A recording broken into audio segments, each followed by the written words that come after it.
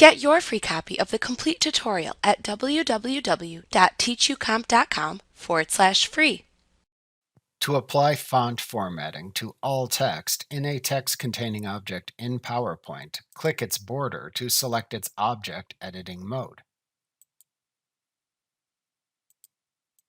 Alternatively, to apply font formatting to only selected text in a text-containing object in PowerPoint, click into the text in the object to place the object into its text editing mode.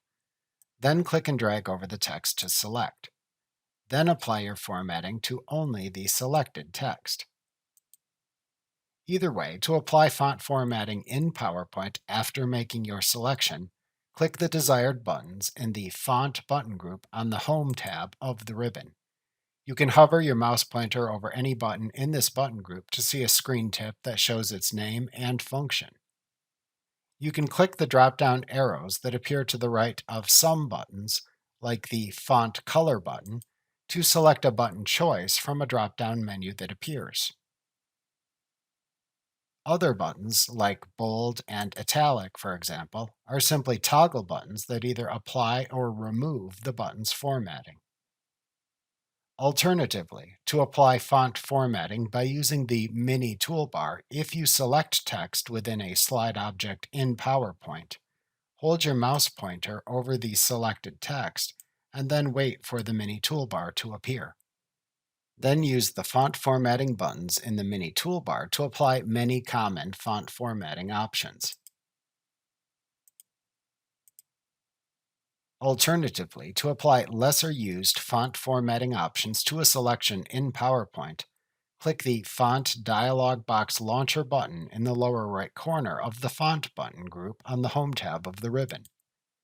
The font dialog box that then appears contains two tabs named the Font tab and the Character Spacing tab.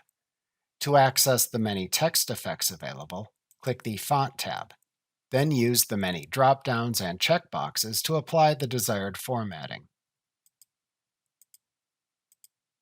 Alternatively, to set the amount of spacing between characters in a font in PowerPoint, click the Character Spacing tab and set the desired spacing. However, do not confuse this with line spacing, which is an attribute of paragraph formatting, not font formatting.